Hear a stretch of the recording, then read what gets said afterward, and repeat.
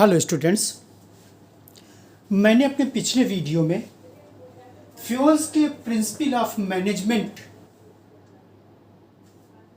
को समझाने की कोशिश किया था। कुल मिलाकर के फ्यूल साहब ने 14 प्रिंसिपल्स दिए हैं, जिसमें से मैंने पिछले वीडियो में टोटल 7 प्रिंसिपल्स को बहुत अच्छे ढंग से आपके सामने ब्लैक बोर्ड पर लिख करके एक्सप्लेन किया था। उस 7 के बाद जो अगला 7 इनका प्रिंसिपल है, यानी टोटल 14 उन्होंने दिया है, जो अगला 7 प्रिंसिपल्स है वो आपके इस ब्लैक बोर्ड पर लिखा हुआ है, आपकी स्क्रीन पर भी है, और एक एक को हम यहां पर जैसे पिछले वीडियो में एक्सप्लेन मैंने किया था, इस वीडियो में भी एक्सप्लेन कर दे रहे हैं। दोनों वीडियो देखने के बाद आपको फ्यूल साहब ने जो भी मैनेजमेंट के प्रिंसिपल्स के लिए अपना सिद्धांत बना करके दिया है वो पूरा का पूरा आपके पास पहुंच जाएगा।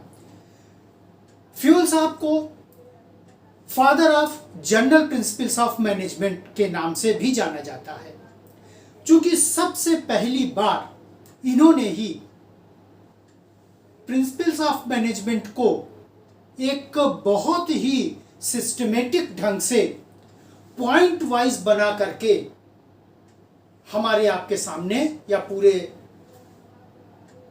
एजुकेशन के सामने, पूरे संसार के सामने रखा है। इसीलिए इनको father of general principles of management भी कहा जाता है।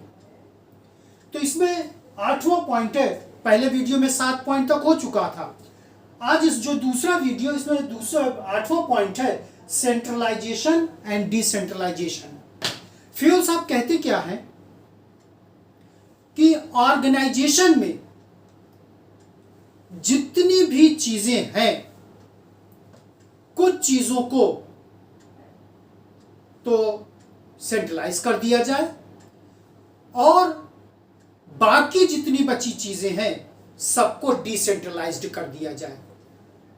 डिसेंट्रलाइज को इस तरह से हम बता रहे हैं स्टूडेंट्स, एक सिंपल लैंग्वेज में, कि सभी के बीच में उसको भेज दिया जाए, बांट दिया जाए। लेकिन जो अटमोस्ट अति महत्वपूर्ण विषय है उसको सेंट्रलाइज किया जाए कुछ लोगों के पास। जैसा कि मैंने लेवल्स ऑफ मैनेजमेंट में जब आपको बताया था, आप मेरे पिछले वीडियोस देखिएगा तो उसमें लेवल्स ऑफ मैनेजमेंट आपको मिल जाएगा। लेवल्स ऑफ मैनेजमेंट में मैंने जब बताया था तो उसमें जो टॉप लेवल है उसमें बहुत कम लोग रहते, 1 लोग या 2 लोग, जैसा कि मैंने बताया था। उनका जो काम है बहुत ही इंपॉर्टेंट होता है और उनका काम इतना महत्वपूर्ण है कि पूरा का पूरा ऑर्गेनाइजेशन उससे इफेक्ट होता है। जैसे मान लीजिए किसी ऑर्गेनाइजेशन में चेयरपर्सन है, उनके द्वारा लिया गया छोटा से छोटा डिसीजन पूरे के पूरे ऑर्गेनाइजेशन को इफेक्ट करेगा। ठीक वही चीज फ्यूल साहब ने यहां कहा है, जितने भी बहुत महत्वपूर्ण चीजें हैं उनको सेंट्रलाइज कर दिया जाए, बहुत कम लोगों के बीच में, उस पर डिसीजन लेने की जिम्मेदारी उन्हीं लोगों की हो, और उस डिसीजन पर जो काम होना है उस काम को करने के लिए जो भी मिडिल लेवल मैनेजमेंट है, जो भी लोअर लेवल मैनेजमेंट है, जो भी वर्कर्स एम्प्लॉइज हैं, धीरे धीरे उनके बीच में आपस में उनकी क्षमता के अनुसार बांट दिया जाए। जैसा फ्यूल साहब का पहला वो प्रिंसिपल है डिवीजन ऑफ वर्क, तो इस कॉन्सेप्ट को कहा गया centralisation and decentralisation. 9th point में फ्यूल साहब बताते हैं स्केलर चेन। स्केलर चेन में जितने भी कम्युनिकेशन हैं, टॉप टू बॉटम या बॉटम टू टॉप, जितने भी कम्युनिकेशन हैं वो एक सिस्टमेटिक वे में रहेंगे। जैसे एक सिंपल सा एग्जांपल बता रहे हैं, अपर लेवल मैनेजमेंट या टॉप लेवल मैनेजमेंट जो भी इंस्ट्रक्शन गाइडलाइंस प्लान्स पॉलिसीज तैयार करेंगे वो मिडिल लेवल को कम्युनिकेट करेंगे, इंस्ट्रक्ट करेंगे। मिडिल लेवल उनके द्वारा दिया गया इंस्ट्रक्शन गाइडलाइंस पर खुद अपनी प्लान्स पॉलिसी बना करके लोअर लेवल पर करेंगे। इसके बाद लोअर लेवल, क्योंकि लोअर लेवल ही एक्चुअल में वर्कर्स एम्प्लॉय से काम करवाएंगे, लोअर लेवल उसको वर्कर्स और एम्प्लॉय के बेस पर कम्युनिकेट अच्छे ढंग से करेंगे, जिससे कि वर्कर्स एम्प्लॉयज को बहुत अच्छे ढंग से क्या करना है, कब करना है, कहां करना है, कैसे करना है, क्यों करना है, सब चीजों का आंसर एकदम साफ हो, क्लियर हो। क्योंकि अगर जरा भी कंफ्यूजन होगा तो शायद काम करने में बहुत दिक्कत आएगी। ठीक इसी तरह से स्टूडेंट्स, अगर किसी को भी कोई चीज कम्युनिकेट करना है तो 1 2, जैसे सपोज करिए कि आप स्टूडेंट हैं, सपोज करिए आपकी कोई कंप्लेंट है, तो आप उसको कैसे कम्युनिकेट करेंगे? कम्युनिकेट करने का तरीका कुछ इस तरह से करीब करीब हर एजुकेशनल इंस्टीट्यूशन में बनाया जाता है। अपने आप क्लास टीचर या सब्जेक्ट टीचर से बोल दीजिए, इंचार्जेस से बोल दीजिए, वो लोग वाइस प्रिंसिपल या प्रिंसिपल से बोलेंगे। जब आपकी कंप्लेंट वहां पर पहुंचेगी तो उसका कोई ना कोई सलूशन, अगर क्लास टीचर के स्तर का होगा, लेवल का होगा, तो वो लोग कर देंगे। वाइस प्रिंसिपल के स्तर का होगा तो वो लोग कर देंगे। प्रिंसिपल के स्तर का अगर है तो वहां से आपको सलूशन मिल जाएगा। ठीक इसी तरह से प्रिंसिपल की जो भी इंस्ट्रक्शन गाइडलाइंस होगी या जो भी हायर अथॉरिटी कॉलेज यूनिवर्सिटी की हैं, उनकी जो गाइडलाइंस होगी वो ठीक अपने नीचे को देंगे, वहां से गाइडलाइंस और नीचे आएगा, यानी एक सिस्टम से काम होता चलेगा। लेकिन कभी कभी ऐसे भी सर्कमस्टांसेस आ जाते हैं कि अगर ये सिस्टम फॉलो किया जाए तो शायद बहुत देर हो जाएगी, शायद बहुत देर हो जाएगी। तब उस कैजुअलिटी के लिए, उस एक्सीडेंटल मैटर के लिए फ्यूल साहब कहते हैं तो स्केलर चेन मत फॉलो करिए। उसके लिए उन्होंने एक दूसरा शब्द किया, कहा है गैंग प्लैंक, कि इमीडिएटली जहां से इसका सलूशन, जहां से इसकी रेमेडी मिल जाए उसको कम्युनिकेट कर दिया जाए।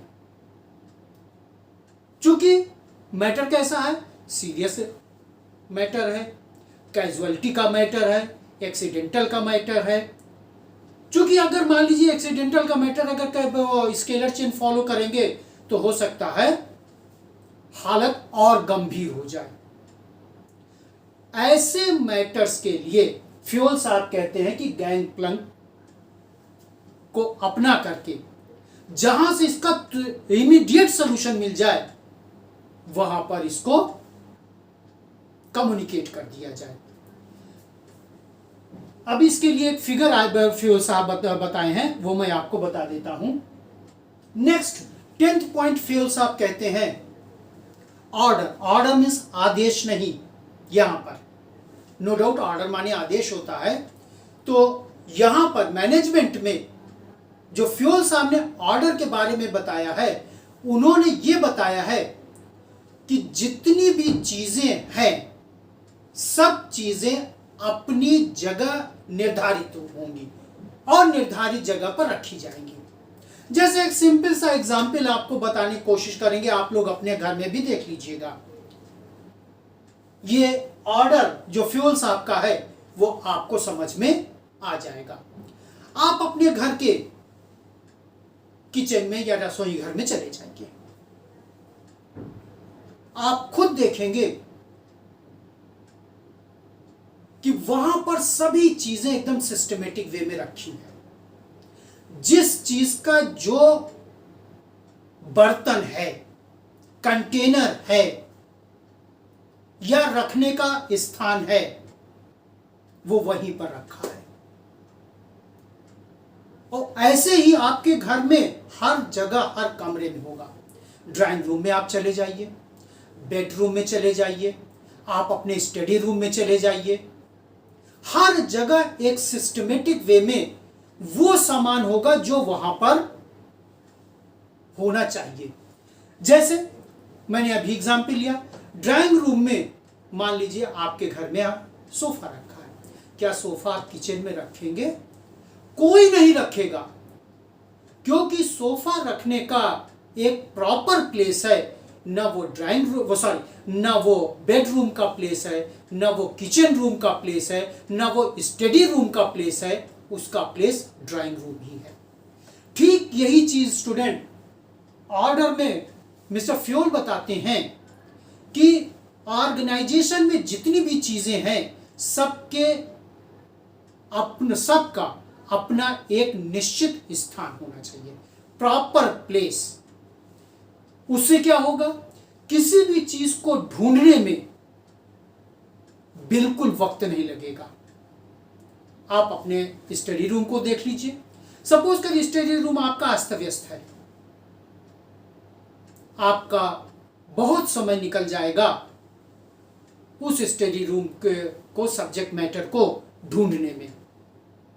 अगर वही आपका सिस्टमेटिक वे में है तो जो भी आपको जरूरत पड़ेगी बहुत ही कम समय, जिसको कहते हैं फ्रैक्शन ऑफ सेकेंड्स में, आप वो चीज ढूंढ करके अपनी स्टडी टेबल पर रख सकते हो।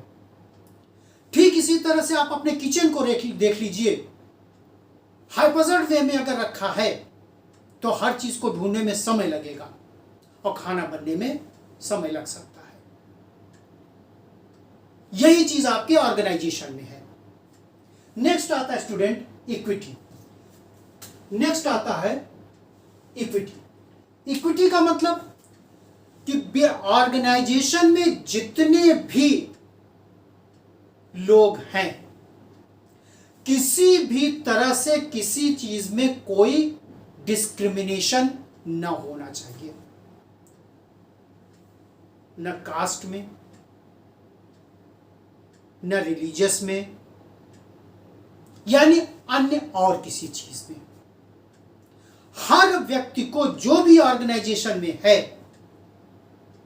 हर व्यक्ति को एक प्रॉपर अपॉर्चुनिटी मिलनी चाहिए, उसको अपनी कैपेबिलिटी शो करने के लिए। हां, ये जरूर है, कोई स्लो लर्नर होता है, कोई फास्ट लर्नर होता है, इसी तरह से कोई धीमा काम करने वाला हो सकता है, कोई तेज काम करने वाला हो सकता है। ये गॉड गिफ्टेड होता है, इस पर किसी का ऐसा नहीं है कि जो स्लो लर्नर है उसको हमेशा डांट पड़ती रहे, जो फास्ट लर्नर है उसको तो प्रेज मिलेगा ही मिलेगा। तो स्लो लर्नर को अगर आप हमेशा डांट करते रहोगे तो उसके अंदर एक डीमोरलाइजेशन का कॉन्सेप्ट आ जाएगा। सबको एक प्रॉपर अपॉर्चुनिटी आपको देना पड़ेगा ऑर्गेनाइजेशन में। हां, अगर कहीं किसी को कोई कंफ्यूजन, डाउट या अन्य चीज आती है जिससे कि उसको काम करने में दिक्कत आ रही है, कंफ्यूजन आ रहा है, परेशानी हो रही है, तो आपकी जिम्मेदारी बनती है कि उसको बूस्टअप करें, मोटिवेट करें और प्रॉपर गाइडलाइंस दें। उसके बाद भी अगर वो नहीं अपने अंदर सुधार लाते हैं तब तो शायद पनिशमेंट का कॉन्सेप्ट आता ही आता है।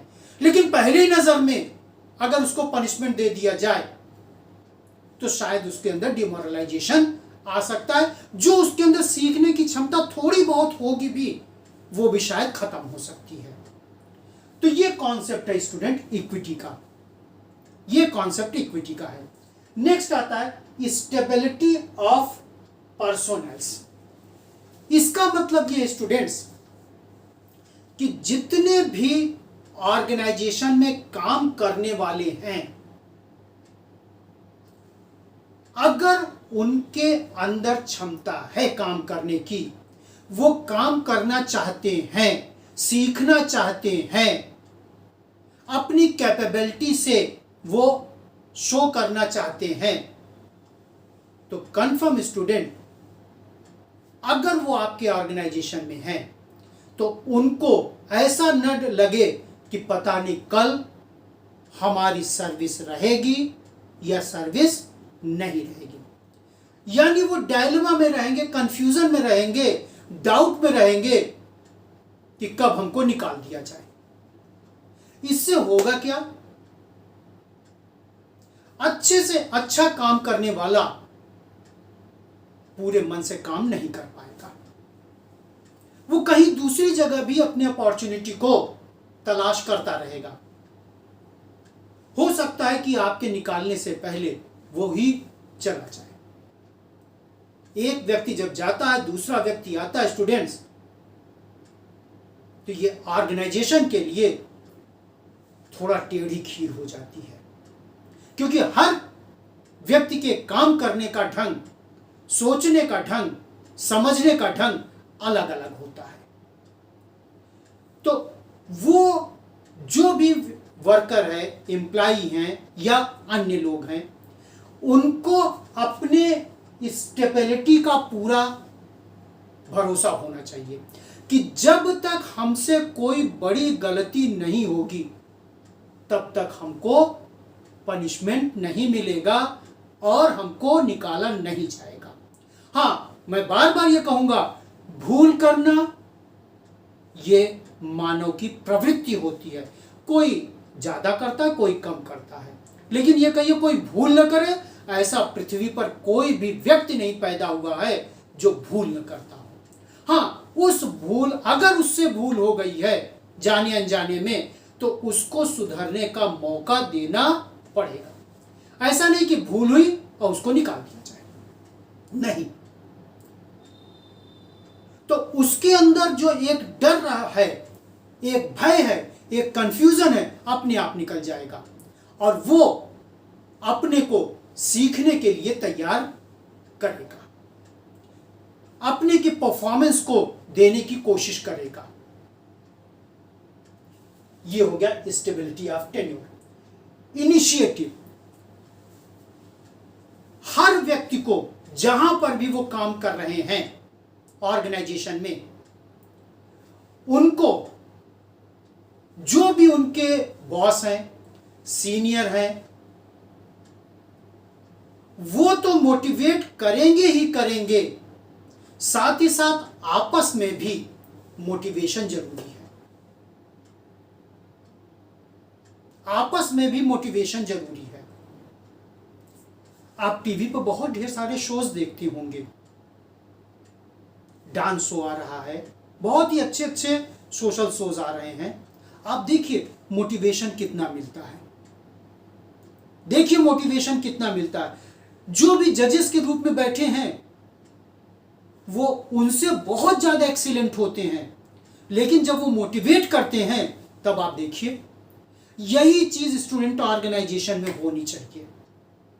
मोटिवेशन एक ऐसा टूल है कि डिमोरलाइजेशन को एकदम खत्म कर सकता है, सिर्फ मोटिवेशन। और वो व्यक्ति अपने अंदर एक अच्छी क्षमता को डेवलप करने के लिए अपने को तैयार कर सकता है, सीख सकता है। फिर यहां तक वो होगा कि अपने अंदर जो भी कमी होगी वो आपसे शेयर करेगा और उसका सलूशन पाने की कोशिश करेंगे। तो मोटिवेशन, बूस्टअप, ये हर ऑर्गेनाइजेशन में होना बहुत जरूरी है। आप जहां भी स्टूडेंट रहे होंगे या हैं, आपके टीचर भी आपको मोटिवेट करते होंगे। अगर आप कोई किसी भी चीज के प्लेयर होंगे, क्रिकेट के हो, हॉकी के हो, वॉलीबॉल के हो, फुटबॉल के हो, टेबल टेनिस के हो, बैडमिंटन के हो या अन्य किसी चीज के, आप देखिए आपको मोटिवेशन मिलता है। मोटिवेशन बहुत जरूरी है हर व्यक्ति के लिए, चाहे वो व्यक्ति छोटा हो चाहे बड़ा, ऑर्गेनाइजेशन के लिए तो है ही है। नेक्स्ट आता है स्पिरिट डी कॉर्प्स। इसको जब इंग्लिश वर्जन में कन्वर्जन किया जाता है ये इंग्लिश वर्जन नहीं है। जब इंग्लिश वर्जन में कन्वर्जन किया जाता है तो इसका आता है यूनियन इज स्ट्रेंथ, जिसकी हिंदी होती है संगठन में शक्ति है। इसका मतलब ये नहीं नेतागिरी जैसे कि आजकल की है, ये संगठन, ये नहीं, ये नहीं। इसका मतलब वो है जो आपके भी बड़े बुजुर्ग हो सकता सुनाए हों, हमारे बड़े बुजुर्ग ने तो हमको लोगों को सुनाया ही है। आपके पेरेंट्स अगर पूछिएगा तो वही बताएंगे। एक आदमी के 4 बच्चे थे। आदमी ने अपने अंतिम वक्त के समय चारों को एक एक लकड़ी दिया। उन चारों ने बहुत आसानी से तोड़ दिया। फिर उस बुजुर्ग व्यक्ति ने चारों लकड़ी को बांध करके अपने हर लड़के को दिया। शायद वो लकड़ी टूटी नहीं थी, क्योंकि वो चारों जब अलग अलग थी तब वो कमजोर थी, उनको तोड़ना आसान था। जब चारों एक साथ आ गई तो उनको तोड़ना, ऐसा नहीं कि नहीं टूटेगी, लेकिन तोड़ना बहुत मुश्किल हो जाएगा। थोड़ा बहुत में बहुत मुश्किल हो जाएगा। ठीक यही चीज स्टूडेंट इस पे डी कॉप्स में जो यूनियन इज स्ट्रेंथ में मिस्टर फ्योल साहब बताते हैं कि जितने भी एम्प्लॉय वर्कर्स या जो भी और लोग हैं वो आपस में संगठित होकर के अपनी बात को अपने सीनियर तक, अपने बॉस तक पहुंचा सकते हैं। हर व्यक्ति तो नहीं जा सकता, हाँ, उनमें से कुछ लोगों के द्वारा वो बात वहां तक पहुंचाई जा सकती है। लेकिन कब? जब हम लोग संगठित होंगे, आपस में सहमत होंगे। तो ये हो गया स्टूडेंट इस यूनियन इज स्ट्रेंथ। और जब आपकी बात वहां पर पहुंचेगी आपके बॉस के पास, आपके सीनियर के पास, तो वहां पर कोई ना कोई समाधान, सॉल्यूशन जरूर मिलेगा। अगर सपोज करिए कि मान लीजिए सबकी दिक्कत है और सब इकट्ठा आप अपने बॉस के कमरे में चले जाइए तो शायद आपकी बात नहीं सुनी जाएगी। तो ये जो 14 के 14 पॉइंट्स हैं स्टूडेंट्स, डिवीजन ऑफ वर्क से लेकर के इस पे डिकॉप्स यानी यूनियन इज स्ट्रेंथ तक ये मैंने बता दिया। अब यहां पर एक चीज आता है स्केलर चेन, इसको मिटा करके हम उसका फिगर बना दे रहे हैं जिससे आपको और समझ में आ जाए। यहां पर ये 8वां, 9वां, 10वां, 11वां, 12वां, 13वां और 14वां पॉइंट, ये पूरा का पूरा आपका हो गया है।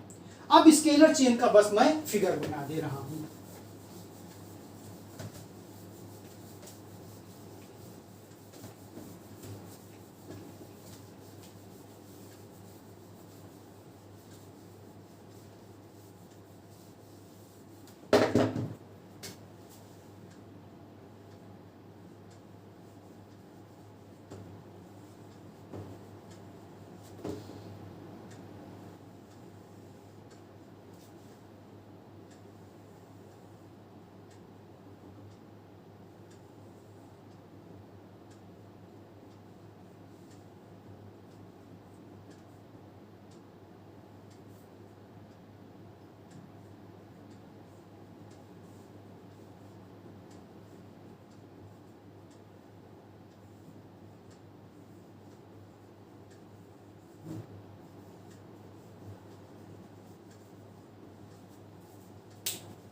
ये स्केलर चेयर और गैंग प्लैंक का एक आपका फिगर है। मैंने जैसा बताया था, अगर नॉर्मल कोई चीज है, मैक्सिमम चीज नॉर्मल होगी, तो उसको फ्लो करने के लिए एक प्रॉपर तरीका है। ये इनको कम्युनिकेट करे, ये इनको, ये इनको, जैसा एक नॉर्मल होता है, जैसा एक नॉर्मल होता है। लेकिन अगर कैजुअलिटी आ गई, कोई बहुत ही ज्यादा अर्जेंसी आ गई, तो उसके लिए स्केलर चेन बिल्कुल काम नहीं करेगा। उसके लिए फ्योल साहब बताते हैं, उसके लिए गैंग प्लैंक, जो कि यहाँ सपोज करिए कि ये मैसेज यहां कम्युनिकेट करना है जो अर्जेंट है। अगर इस रास्ते से मैसेज गया तब तो बहुत देर हो जाएगी, तो डायरेक्ट यहां से मैसेज उठा करके यहां पर कम्युनिकेट किया जाए। ये फ्यूल साहब बताते हैं कब, गैंगप्लैंक के अंडर में। गैंगप्लैंक कब लागू होगा, जब कोई अर्जेंसी होगी, कोई बहुत ही इंपॉर्टेंट है जिसके लिए रुकना संभव नहीं है, इमीडिएटली उसको कम्युनिकेट करना है। इन सब के लिए गैंगप्लैंक ही काम करेगा। तो यहां पर 2 वीडियो में पूरा का पूरा फ्यूल के प्रिंसिपल को मैंने आपको बहुत ही सरल शब्दों में एक्सप्लेन कर दिया है, लेकिन जब दोनों वीडियो देखेंगे तभी पूरा हो पाएगा। एक्सप्लेन कर दिया है। फ्यूल साहब को मैं एक बार फिर कह दूं, फ्यूल साहब एक माइनिंग इंजीनियर थे और इन्होंने जो भी बातें प्रिंसिपल के अंडर में रखी हैं, बहुत अच्छे तरीके से संगठन के लिए इन्होंने बताया है। इसीलिए इनको जनरल प्रिंसिपल ऑफ मैनेजमेंट यानी father of general principle of management के नाम से भी जाना जाता है।